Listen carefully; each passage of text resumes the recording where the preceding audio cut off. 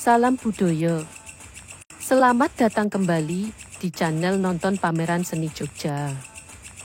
Sore menjelang malam hari ini, kita akan nonton pameran tunggal Onar Bermano di Leman Art House, Jalan Tegal Sari, RT 05 RW 02 Bayen, Purwomartani, Kalasan, Sleman, Daerah Istimewa Yogyakarta. Pameran ini bertajuk Cahaya di Ujung Gelap, akan berlangsung dari tanggal 16 September sampai dengan 1 Oktober 2023.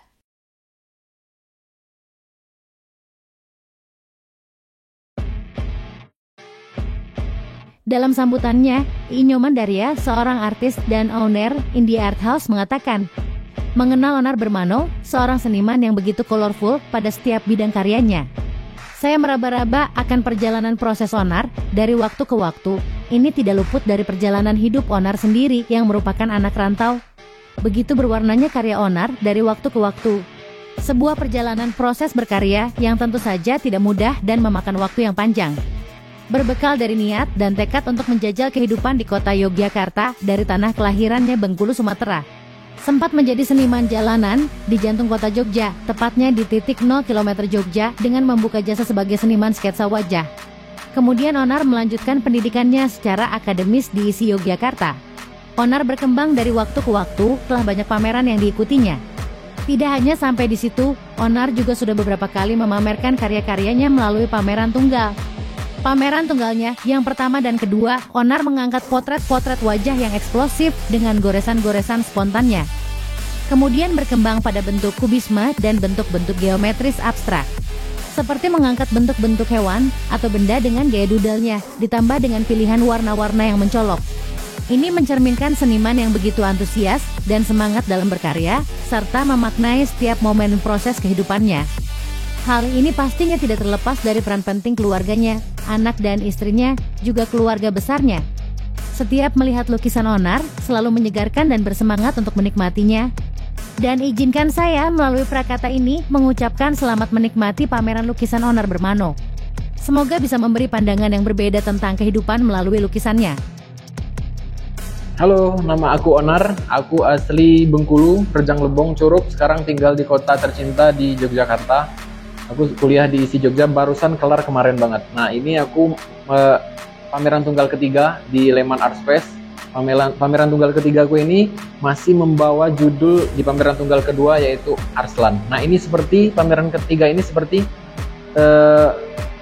fragmen-fragmen dari pameran tunggal kedua yang belum selesai. Nah, ini saya selesaikan di pameran tunggal ketiga. Pameran tunggal pertama itu lebih ke potret-potret wajah. Nah, kenapa potret wajah? Kebetulan pameran tunggal pertama aku base-nya kan memang dari pelukis jalanan, base-nya pelukis jalanan, orang jalanan. Dan untuk berpindah dari orang jalanan menuju ke seniman lah, seperti itu perkiraannya. Itu aku memindahkan dari lukis potret biasa ke lukis kanvas agar lebih artistik dan lebih nyeni lah, seperti itu. Tapi seiring perjalanan aku merasa lukis wajah itu seperti kurang serg di hati. Akhirnya aku kembali, sebenarnya ini bukan langsung berpindah dari potret wajah langsung berpindah ke geometrik, tiba-tiba tidak. Tapi sebenarnya ini adalah karya yang sebelumnya sudah ada di rumah saya, cuma belum saya publikasikan, seperti itu. Nah, untuk saat ini kembali lagi ke perjalanan saya dalam berkarya. Biasanya saya itu sudah banyak bermacam-macam saya coba hal, seperti MLM, dagang, wirausaha, internet marketing, belajar bikin website, dan macam-macam. Akhirnya kembali lagi saya memilih hati yang paling senang, yaitu melukis. Karena bagi saya berkarya, melukis itu seperti terapi setiap hari. Dan sekarang itu seperti menjadi kebutuhan sih menurut aku ya. Aku dan saya gitu. Dan seperti itu. Kenapa berkarya melukis ini yang aku pilih? Karena memang sebelumnya aku pilih itu kalau bekerja itu pengennya ya bagaimana menghasilkan uang. Ternyata capek. Walaupun di seiring perjalanan aku kerja itu tetap melukis, tetap berkarya. Karena aku tidak fokus di melukis, karena aku bingung arah melukis ini kemana. Karena kita juga perlu uang untuk kehidupan kan. Tapi seiring perjalanan aku berpikir, aku belajar. Nggak hanya melukis di studio, aku juga mempelajari bagaimana cara marketing, bagaimana cara menemukan style dalam karya. Dan itu aku fokuskan, ikhtiarnya aku pameran tunggal, atau juga aku menggunakan sosial media seperti Instagram.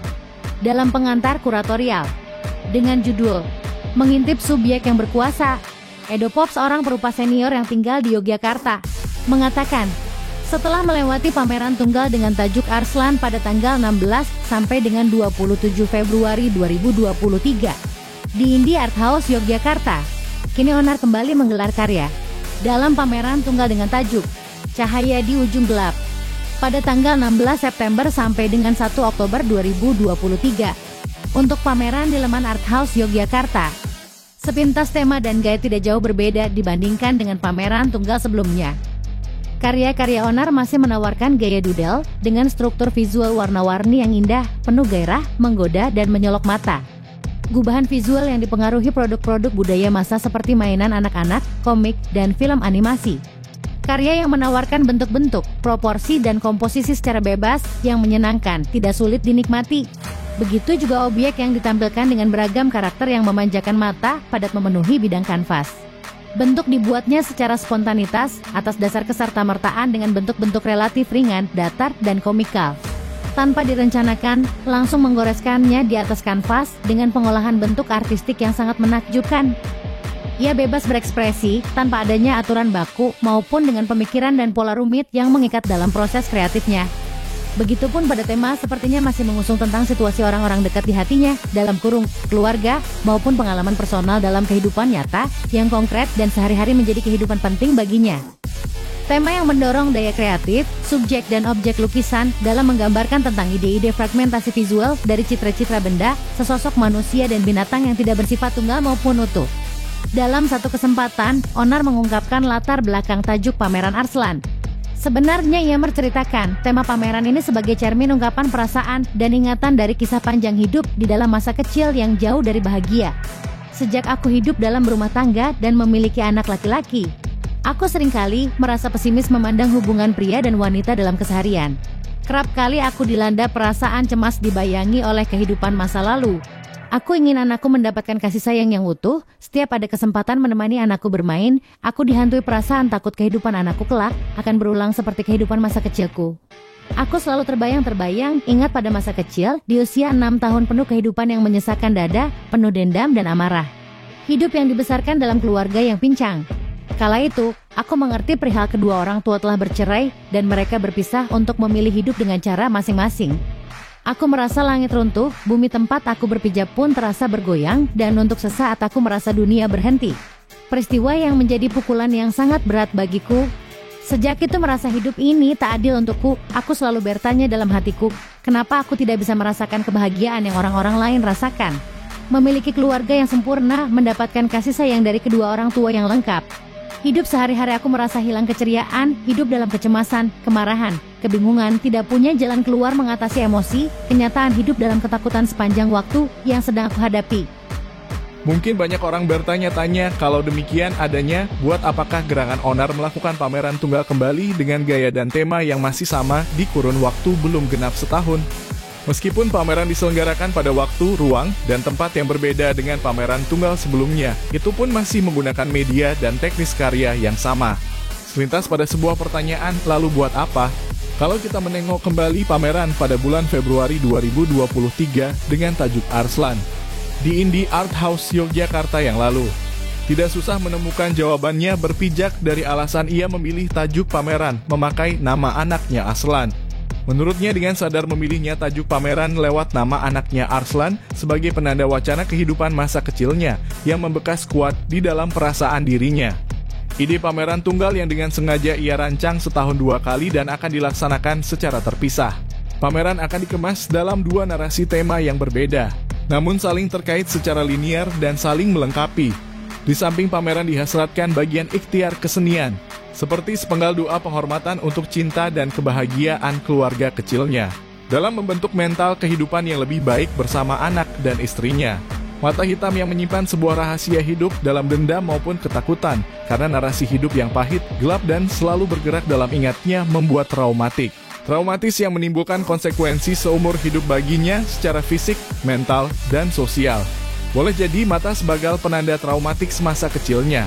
Pada bagian ini tampak di balik komposisi dan jalinan elemen-elemen visual yang membebaskan bentuk, terdapat pesan dan spirit, imaji, kreativitas, harapan, dan potensi tersembunyi di dalam diri Onar yang disampaikan. Onar yang memerlukan penyaluran agar dapat termanifestasi menjadi karya-karya yang menggunakan bahasa metafora, Visual yang digunakan sebagai kamuflase untuk membawa dan penderitaan pahit yang direpresi menjadi suatu pengalaman nyata antara perasaan cinta dan kebenciannya melalui sublimasi artistik pada karya lukisnya. Proses ini akan membantu Onar menggambar dari dalam diri, bukan menggambar dari apa yang dilihat, agar lebih mengenal eksistensial dirinya. Tak dapat disangkal ada kesan mata hitam membawa imajinasinya ke banyak hal yang tak mungkin digapai oleh mata terbuka. Mata subjek yang menghadirkan dunia di dalamnya, baik secara eksplisit maupun implisit, pada objek-objek yang diimajikannya berupa manusia dan binatang, melalui bentuk-bentuk unik dan warna yang cerah. Sebaliknya, ia ingin menceritakan pengalaman dari lintasan peristiwa memori masa lalunya. Sebagai representasi dunia, persepsi imajinya dalam ketegangan-ketegangan akan kekurangan eksistensial, yang secara terus-menerus berlangsung sepanjang hidupnya. Ketakutan batin semacam ini lebih tak tertahan daripada sakit fisik. Ikhlas hanyalah sebuah kata, tapi tidak sampai meresap ke dalam hati. Hanya ada rasa kehancuran di hati merasa ditinggal sendiri di dunia ini. Berminggu-minggu aku mengurung diri di dalam rumah, meratapi kesendirian. Aku hanya bisa diam bersembunyi di kamar sambil menangis. Hampir setiap hari aku mendengar kedua orang tua saling berdalih dengan kebenaran dan saling sangkal karena perbedaan. Sehingga hidupku lebih jadi tidak percaya diri, menjadi pendiam, pasif, dan sibuk dengan pikiran kecil yang cenderung sulit bergaul dalam kehidupan sosial. Di waktu yang lain, saya kadang-kadang marah secara mendadak, menjadi agresif dan sensitif, jadi gampang tersinggung yang tidak tahu alasannya. Hari demi hari akhirnya aku berusaha menerima kenyataan kehidupanku yang kacau karena penceraian orang tuaku. Masa kecilku akhirnya memilih tinggal bersama ayahku di rumah kakek. Onar mengakhiri cerita singkatnya dengan sedikit mata memerah, tampak ada seberkas kilatan mata yang memendam marah dan menyimpan dendam yang disembunyikannya. Dalam hatinya, Onar bergumam semoga kelak anaknya tidak akan mengalami hal yang sama. Kiranya dapat dipahami kalau mata subjek dalam setiap lukisannya selalu digambar dengan warna hitam, baik objek manusia maupun binatang. Mata dibuat bulat begitu saja dengan warna hitam legam tanpa sisa warna putih dan kebeningan yang memberi kesan hampa dan nyaris tanpa harapan. Mata berupa lubang kecil hitam yang tidak dapat melirik, berkedip, dan meneteskan air mata dari jiwa pikiran maupun perasaan sangat berat yang sedang menanggung ingatan. Melalui karya lukis yang dibuatnya melihat dunia kenyataan hari ini melalui kacamata dalam kehidupan kejiwaan masa kanak-kanak. Karyanya melahirkan karakteristik tampilan visual yang tak lazim seperti fragmentasi, incoherent, kontradiksi, dan disunity. Dengan kualitas intrinsik, kualitas perasaan diri tidak diragukan lagi mempengaruhi subjek yang bebas, mengungkapkan gagasan dan perasaannya dalam kemerdekaan karyanya. Tanpa disadari ia mengabaikan hukum perspektif maupun komposisi dalam menghadirkan objek, warna bentuk yang beragam, acak dan tumpang tindih. Layaknya pengalaman secara mental di dalam pikiran maupun ingatan yang muncul tanpa keteraturan, yang terkadang muncul begitu saja menginspirasi lukisan-lukisan Onar dalam bentuk simbol-simbol yang sifatnya personal. Terbayanglah suasana perasaan pengalaman personalnya sebagai kanal dari arus bolak-balik yang mengalirkan hasrat subjek yang terbelah antara yang kasat mata dan imaji dalam melahirkan hasrat gagasan yang tak pernah habis dan terpuaskan. Dalam situasi seperti ini, proses perwujudan gagasan Onar selalu bergairah dalam menampilkan idiom-idiom tertentu.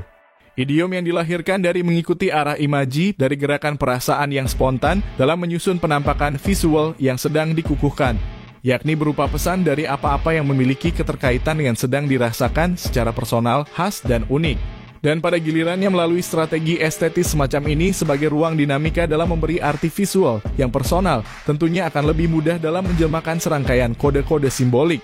Menurut pandangannya, berkarya adalah merupakan usaha untuk menemukan ketidaksadaran subjek dalam mencari keutuhan maupun kepenuhan eksistensi masa lalu dirinya.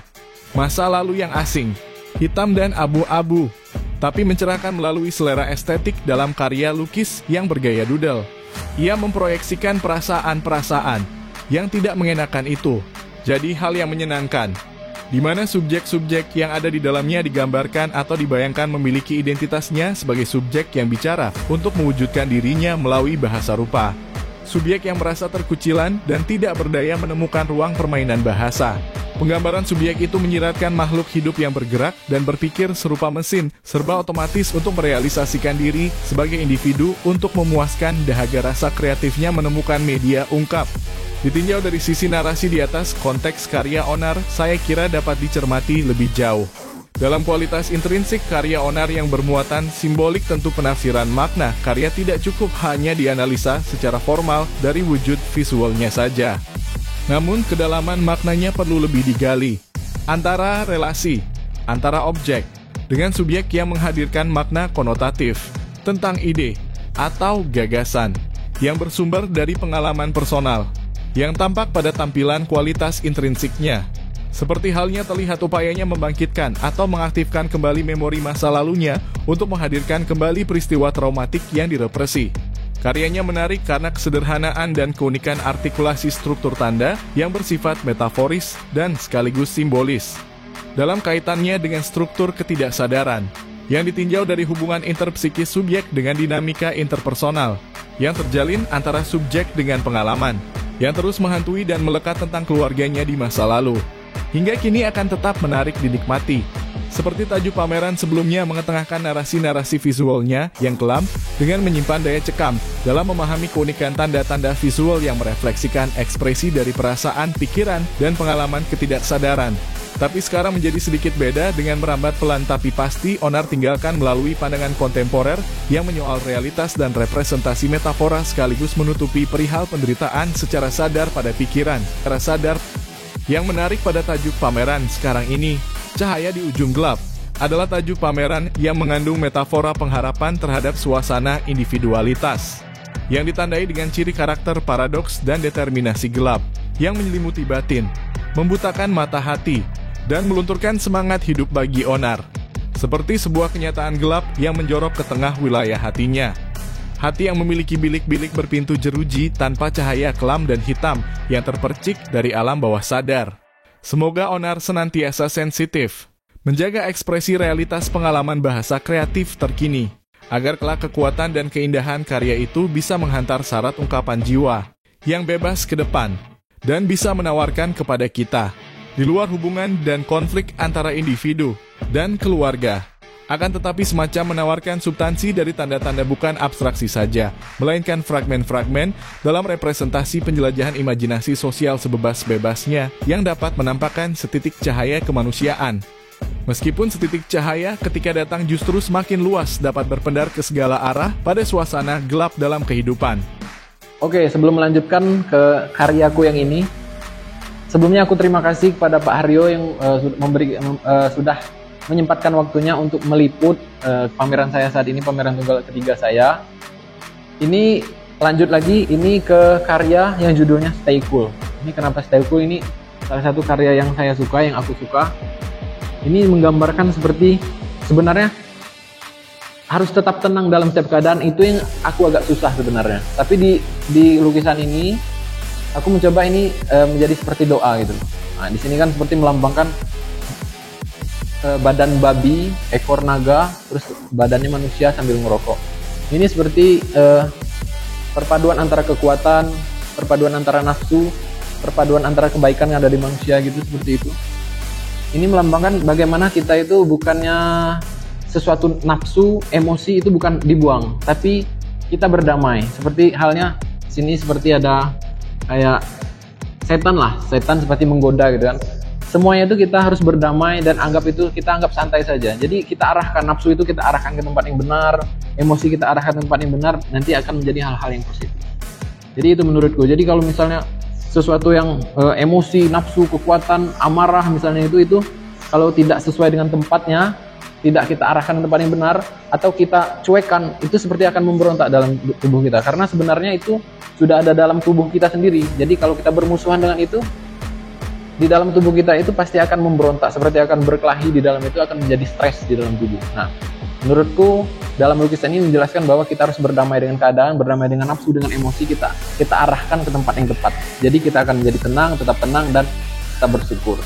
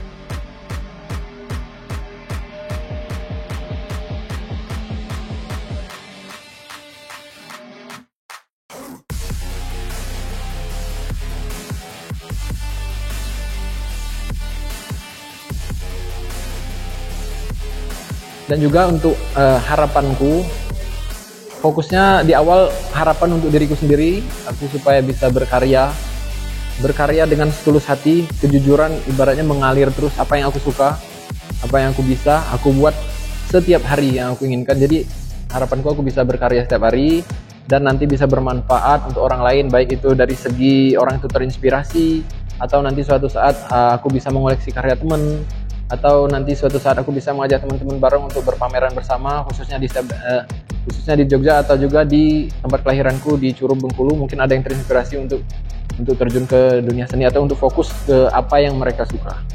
Dan untuk harapanku untuk teman-teman seniman yang lain, harapanku semoga mereka lebih aktif menunjukkan diri, lebih aktif, lebih berani, karena sebenarnya orang lain juga tidak peduli dengan apa yang kita lakukan, apa yang kita lakukan, apa yang kita capai. Yang penting kita usahakan semaksimal mungkin apa yang kita bisa.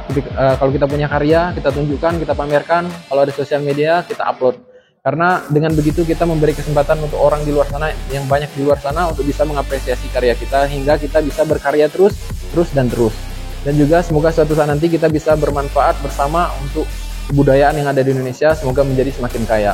Dan untuk harapan masyarakat luas, semoga dengan aku berpameran ini, dengan banyak teman-teman berpameran, mereka mulai terbuka pikirannya untuk mengenal seni dan juga untuk bisa menghargai seni.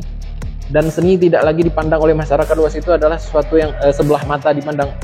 Sedangkan seni itu adalah aset dari kebudayaan Indonesia itu sendiri, aset dari kebudayaan kita, bahwa di sana banyak orang-orang berhati lembut yang menciptakan sesuatu, yang hatinya sensitif untuk menciptakan karya, untuk mengkritik sesuatu dari hal-hal yang terjadi di sekitar kita. Gitu. Jadi semoga mereka yang masyarakat lebih mengenal seni, lebih mencintai seni, dan lebih bisa menghargai seni lebih baik lagi. Terima kasih.